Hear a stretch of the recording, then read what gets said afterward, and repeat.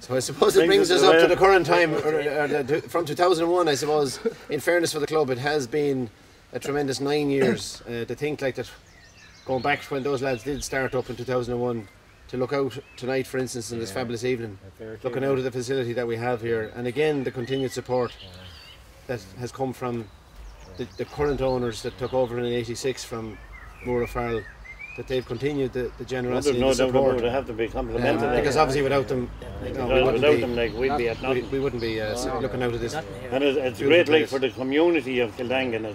Maybe it mightn't be today it has gone to. It's the youth coming up. Very good, yeah. It's a great asset to the village. Like. That's what they never had before here. It was an underage team. Like. Yeah. Like they all used to go to Munster, but now they have their own club here, so yeah, well, they'll stay here. As we know, there's upwards of 140 young children here, ranging from under 6s straight up to now bordering on 16. We're just getting our first under 16s team together, so it's been a great achievement. And I know that didn't happen from 2001. We'll say directly. I think it was about 2004 that when Declan. That's right. McGrath took upon himself with Leo, I think, again. That's right. They're doing great work. And they started off, I think, with a handful of kids down at the church ground, as we were talking earlier, where it was then. And it's grown and grown and grown ever since. But I suppose the population then, with the three main developments of 30 houses apiece, 90 odd houses have been built together with one-off housing here and there, has really brought numbers to the area. That's where all these underage are coming from. Okay, well, do you want to? We want to bring us to. Will we go through a section as to how we managed to move from the church down to here? Maybe we'll stick that in. And well, I suppose I'm for my sins. I'm only in the village since this is my 12th year. In '97 we bought the house here, and it took a while to get involved with the club. I think it was 5 years before I came down at all. I came down for I said, well, a little bit of a interest to get involved in the committee, and that was in 2005, as I remember as clear as day. And I suppose we haven't looked back since. We've been involved in. It's like getting into something you can't get out of it then. But no, it's been enjoyable. But I think I remember back our first meeting. I remember the committee at that time. Charlie was the chairman at the time, and discussion came up as to where we might go and what we might do for a pitch, because the other pitch, to be fair, it wasn't great for progress. It was hilly and hollow, and there was holes in it. It was short, and sure, it just wasn't. We had to do something. So I remember it actually clear. Myself, it was a kind of subcommittee formed, and myself, Gabriel Murta, Stanwell, and Declan McGrath. We were commissioned to go down and have a chat with the lads inside here, and I remember we met one evening with Joe Osborne Jr. and from there to this day, like I suppose we've worked. There's lots of phone calls and lots of meetings and lots of chats have taken place, but to be fair, they never turned us away, and every time we got to a problem, we all went away, had a thought, had a few chats, and we stayed at it and kept at it. And those 5 years have just flown, I suppose. And thankfully, this location was picked, and I know Sean Ryan he scouted about and had a look around to see where we might have a relocation. And in fairness, if anyone was to come down and look where we were and come down here and see what's out here today, like I often look out and see how did it ever get, where did it start, how did it ever happen? Because in 4 years, an awful lot has been achieved. Oh, great. And for once we have now really a formal, we've signed up basically to a 20-year lease with the stud. They've been very good to us. So we actually have a place where we can call it is the club, insofar as we don't own it, but as long as we can keep the place going and we don't let it go dormant again, we will continue to be here, and it's onwards and upwards. We have a break there from Clint Eastwood. And now town now, isn't it? Magnum High. On horseback. Okay, Johnny, I suppose go back to just remind us as to when when you can recall the first, or what is recorded as the first championship that well, I don't remember, but it happened in 1942 as far as I know. Yeah. They won the first championship in 1942, and they were in the final again in the next year, was it? 43. That was a junior championship now in 42. Junior championship, yeah. So did they go intermediate, or was that from a junior C to another junior level? Or? It would have been intermediate, I said, the following year. Okay, so it was a junior, intermediate, senior at that time, yeah. Okay. They would have stepped up a bit. So they went to a final of an intermediate. And in 43, yeah. Our clock bet them, I think, by a pint or something. Right, okay. And since that date then, in the remaining 40s or 50s, was there anything? There was no finals or that. No. They had fair good teams already, but they got no finals. Right. Like. Okay. So then the next championship that came along was the Junior C championship that was won after the re-establishment in 2001. This championship was won in 2004, correct. Wasn't it? That's it. Correct. Beat Sarsfield's over in Lawrence. Lawrence, yeah. I remember being at that myself, I just went over and had a look at the And then the following year, there was a team here in 65, I think it was.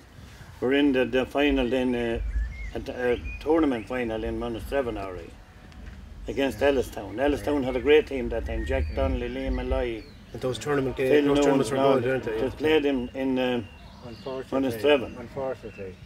We're done over. We were definitely. You were done out of it now. Could you expand a little bit on that now? Was it the man with the whistle, or was it the man with the whistle, that's right. It actually broke up Kildangan football club. Really? That same thing. It caused a major rift. And there were two people, I won't mention their names, but the Ballykellyman that was refereeing. Ballykellyman and Mustafa. Right. I'm sure. And we were in with 2 pints. One was an umpire and the other was a referee. Right. No. There must have been a brown bag being passed around. Something, I wish you won't put any incriminating evidence in the video in case we have the Garda Síochána investigating us. Jack Donnelly was in his head at the time. They didn't want Kildangan to win, that's the only thing that happened. Tomas Kavanagh had a fabulous game, and so did John Pender. John Pender never gave Jack Donnelly the smell of the ball either.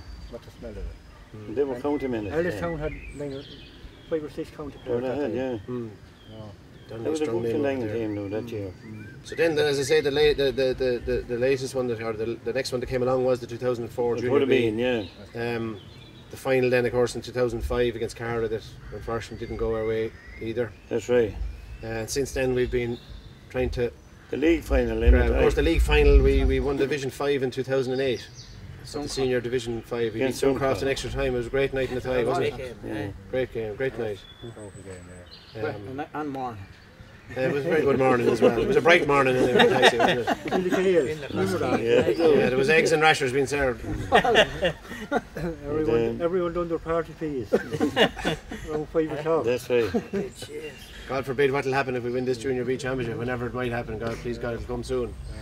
So I suppose, in fairness, since 2001, to win a Junior C championship, to a final the following year in 2005 in Junior B, and to win a division, to be up into Division 4 of the Senior League, it's not doing too bad. And unfortunately, with the age profile that we have, that team of 2005 and 2004 are still the mainstay of the current team. To be fair, we've got a couple of new players, but unfortunately, too many of us are over 30 and some over 40. So yeah, but the main thing, like, if you could keep it going for 4 or 5 years and have the young lads. Yeah, I think that's been the big focus for all these lads. And in fairness, there's an awful lot of people they try to keep the boots on the feet to keep the thing alive. Exactly, yeah. And because you need an adult team in a club, don't you? Yeah.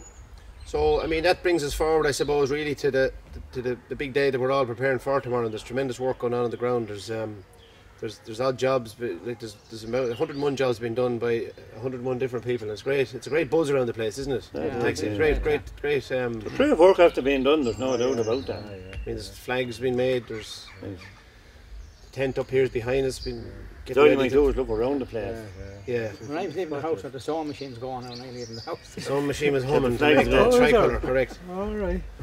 Yeah. Well. The plan is that things will kick off here tomorrow at between 6:30. We'll be inviting in our invited guests, being sponsors and the county board members, and indeed Seamus Howland, who's the chairman of the Leinster Council, who's accepted the invite to come and officially do the opening for us. And an added bonus is that 2 direct descendants, being nieces of Roderick Moore Farrell, have accepted an invitation from the stud to come over and be with us as well, which I believe the two. I haven't met the ladies, but they were only too delighted to come and join us, and I think it's a great effort on their behalf. So it's all building up to a nice bit of buzzed, and the weather as well. The man above seems to be good to us, that we're going to have a good evening. And, the main thing is now that we get a good crowd in. So it'll kick off between 6, half 6. We hope to have the official opening, as I say, with Seamus, and the two ladies will draw back the curtain on the beautiful plaque there that was put up by none other than yourself, Jay. And I haven't met anyone yet that hasn't said that it's very tasty, and it'll be there long after you and me are gone. Exactly. And it's great job, and well done. But that's just exactly what I'm saying. The amount of people that are rowing in here, it brings everyone together and gets everyone doing the few things that have to be done. And sure, no one asks where or what. Just get on with it. But we hope, as I say, to have the opening then at 7 o'clock.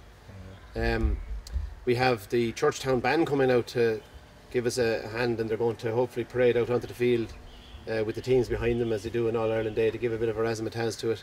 And that should take place about 20 past 7 after the official opening. And please God, then we'll have the throw in after the good man himself sings Around the Vein, which no doubt has been practicing day and night, I believe, out the back. Hopefully there's some kind of a scout out there. You never know where that head end up.